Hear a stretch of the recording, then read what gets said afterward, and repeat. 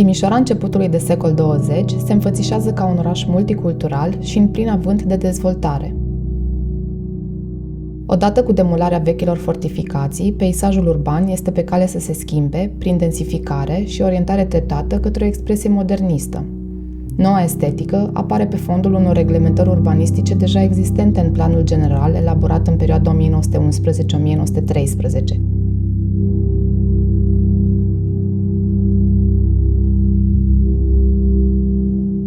Modernismul, care începe să se manifeste în anii 30 în România, se poziționează conflictual în relație cu stilul neoromânesc și cunoaște un mare succes în rândul tinerilor arhitecți și al burgheziei progresiste. Cea din urmă, cu numeroșii săi comanditari de locuințe individuale, își găsește în noua arhitectură un mod propriu de expresie. Vilele urbane apărute, dar și celelalte construcții, sunt ridicate mai ales în zona extramuros, de-a lungul noilor străzi ale cartierelor istorice Elisabetin, Iosefin și Fabric, beneficiind de poziții privilegiate în oraș. Arhitectura modernistă din Banat încearcă să sintetizeze diferitele tendințe formale și conceptuale ale mișcării moderne europene într-un mod pragmatic și fără caracter experimental. Rezultatul este o arhitectură elegantă și temperată care respectă principiile curentului. În anul 1931, în tabloul membrilor titulari ai Societății Arhitecților Români, figurează 21 de arhitecți care activează în Timișoara. Majoritatea dintre ei studiază în Occident, unde intră în contact cu noul curent, modernismul. Din acest grup face parte și Michael Wolf. Wolf se naște pe 10 ianuarie 1901 în satul Bieled, într-o familie de zidari și constructori. Tatăl său, Matthias Wolf, construiește mai multe clădiri relevante pentru regiune, printre care Biserica Catolică din satul Hodoni, cu al său impresionant turn realizat integral din cărămidă, și noile corpuri ale fabricii de țigări din Iosefin. În 1910, tânărul Wolf se mută alături de familia sa în Timișoara, schimbând peisajele rurale cu forfota unui oraș în plin elan de modernizare. Aici învață ca elev la Liceul Germano-Maghiar, care devine ulterior Școala Nicolaus Selenau. Anii studenției și petrece la Universitatea Tehnică din Budapesta, unde începe să-și noteze cu fervoare în jurnale diferite detalii și momente din viață. În continuare, Wolf studiază la Stuttgart. Prin contactul cu arhitectura modernistă din oraș și preceptele de-a dreptul minimaliste ale profesorilor săi, Paul Bonatz și Paul Schmidhenner, începe să-și contureze un stil orientat spre claritate și onestitate în ceea ce privește utilizarea materialelor și tehnicile de construcție. La întoarcerea în România, în perioada 1924-1925, își efectuează practica obligatorie în biroul arhitectului Laszlo Székely din Palatul Széchenyi, clădire proiectată chiar de acesta. Wolf îl privește cu admirație și ulterior păstrează o relație caldă cu mentorul său, în ciuda diferențelor de stil dintre cei doi. În acest moment propice, Wolf colaborează cu arhitectul Matthias Hubert pentru realizarea școlii Banația, astăzi Facultatea de Medicină și Farmacie Victor Babeș. Clădirea în stil eclectic, cu elemente de arhitectură clasică grecească, este ultima de acest fel proiectată de către ambii arhitecți, care ajung ulterior la forme tot mai simple în proiectele lor. Anii următori sunt plini de evenimente.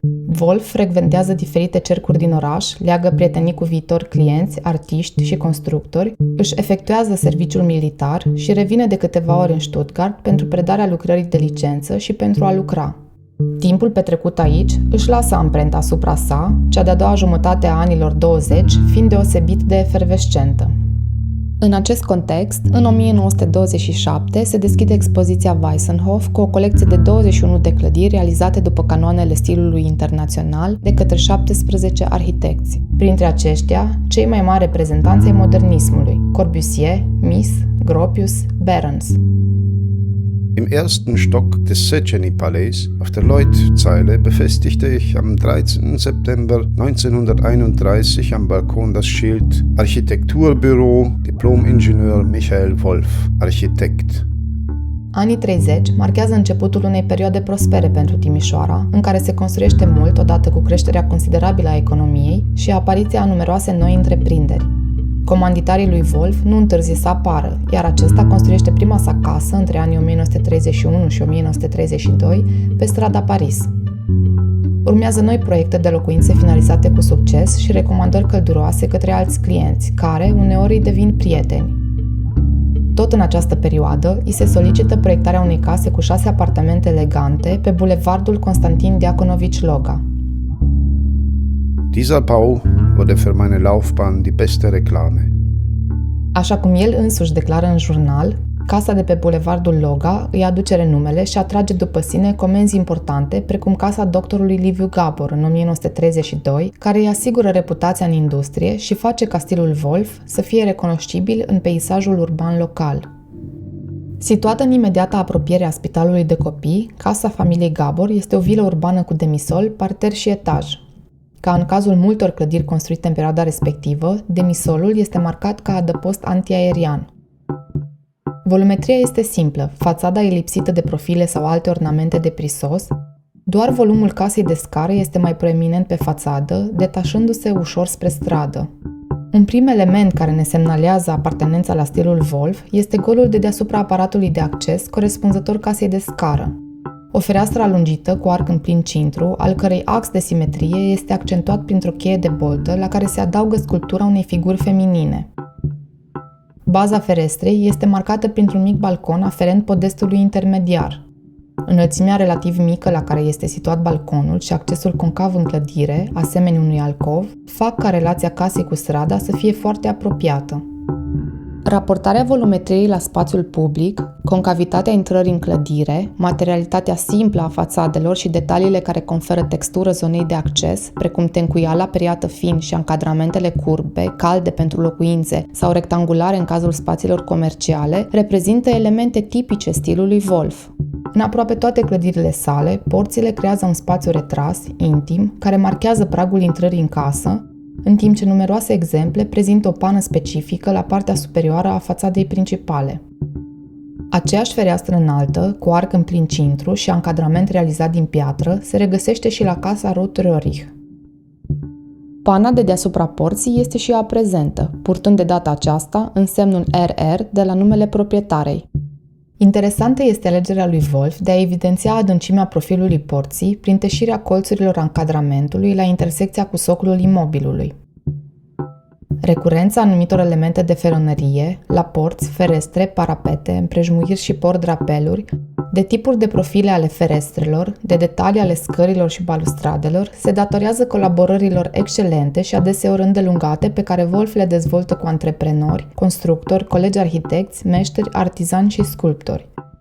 În numeroasele sale notițe, arhitectul se referă constant la oameni, își amintește cu drag și se bucură de lucrul în echipă, de muncitorii și meșteșugarii abili din perioada interbelică. La o primă privire, Michael Wolf pare un arhitect modern, dar el consideră că arhitectura sa este una de factură tradițională, aflată în opoziție cu mișcarea modernistă care marchează restul Europei la acel moment. Între anii 1919 și 1943 se emit 5973 de autorizații de construire. Sfârșitul anilor 30 rămâne prosper, construindu-se mult în continuare. În timpul activității sale de arhitect liber profesionist în Timișoara, Wolf primește numeroase solicitări și realizează 62 de construcții. Fără a intui că aceasta este de fapt perioada de liniște de dinaintea furtunii, acesta remarcă: Wo gebaut wird, ist Ruhe und Wohlstand. Odată cu izbucnirea celui de-al doilea război mondial, Wolf este chemat pe front, însă experiența se dovedește a fi una scurtă, deoarece îi se permite în curând întoarcerea în Timișoara pentru a fi prezent la nașterea fiului său. Norocul îi sură de mai departe, căci primește mai multe cereri de proiecte: extinderea școlii Notre-Dame, clădirea Căminului German pentru Tineret și Casa de Cultură Germană. Șederea sa în oraș se prelungește până la sfârșitul războiului. Extinderea școlii amintește de casa Ruth Röhrig, însă poartă reminiscențe art deco. Amicul lui Wolf, sculptorul Sebastian Rothschild, este cel care realizează Madonna de dimensiuni naturale ca element central deasupra portalului de acces, în ceea ce reprezenta la vremea respectivă una dintre cele mai moderne clădiri de învățământ din România. În 1935 începe construcția Căminului German pentru Tineret, adiacent Palatului Széchenyi, în care se află biroul lui Wolf. Tema de proiectare cere o construcție austeră, însă complet echipată, asemenea școlii Notre-Dame. Proiectul cuprinde o bucătărie modernă, o sală de mese vastă, camere simple, duble, triple, un apartament pentru director, o sală de bal spațioasă și încăperi administrative pentru Liga Tineretului.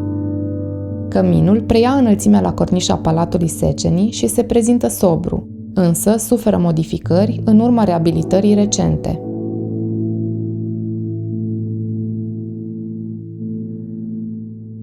Proiectul pentru Casa de Cultură Germană reprezintă o comandă importantă sosită spre finalul războiului, pe care Wolf o execută în colaborare cu Matthias Hubert, vechiul său coleg, și Edmund Stanzel. Cei trei proiectează pe un amplasament central, în apropierea aleii Lloyd, o clădire cu 4 etaje, cu sală de bal cu scenă la parter și spații de ședințe și birouri la celelalte etaje. Clădirea publică este modernă și reprezentativă pentru comunitatea de etnici germani, cu funcțiuni comunitare și un adăpost antiaerian pentru 200 de persoane, însă se află permanent sub umbra războiului și a noilor vremuri care vin.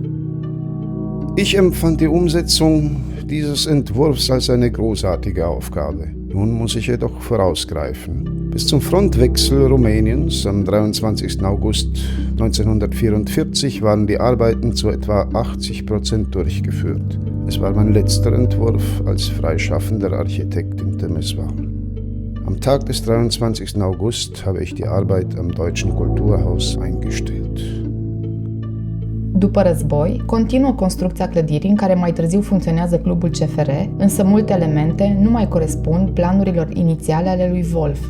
Finalizată în 1952, clădirea este uneori folosită ca cinema, iar din 1956 aici își desfășoară activitatea cineclubul de amatori CFR. Timp de decenii, autorul clădirii nu este menționat în nicio publicație. Ironia este că, în ciuda tuturor întâmplărilor și a felului în care proiectul este dus la capăt, clădirea în forma sa actuală amintește de unele realizări ale profesorului Bonatz. Elementele și limbajul arhitectural de la baza stilului Wolf, puternic influențat de anii de studenție la Stuttgart, nu sunt mascate de lucrările întâmplătoare întreprinse ulterior. După o perioadă în care Michael Wolf se refugiază la Budapesta și București, ba chiar lucrează în 1950 ca diriginte de șantier la canalul Dunăre-Marea Neagră, regimul comunist influențându-i parcursul profesional, familia Wolf reușește să se întoarcă pentru puțin timp în Timișoara, apoi se îndreaptă definitiv spre Germania în 1963. Aici, Wolf profesează ca arhitect liber profesionist. În notițele sale personale, arhitectul constată cu regret că sosirea comunismului duce la degradarea locuințelor realizate de el, acestea nefiind la momentul respectiv locuite de proprietarii sau urmașii beneficiarilor originali. Ultimul său proiect, casa pentru fiul său Holger, aflată în Geretsried, Germania, încheie o lungă activitate a celui care a participat activ la transformarea peisajului urban timișorean și la pavarea drumului către orașul modern.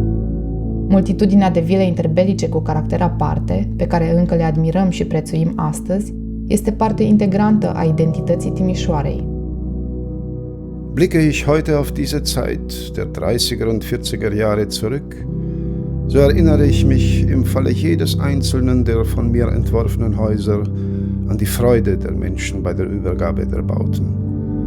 Jedes Mal war es ein schöner Augenblick für die Auftraggeber wie auch für die, die das Haus gebaut haben. Aber ich frage mich, wen interessiert das? Wer will das noch wissen?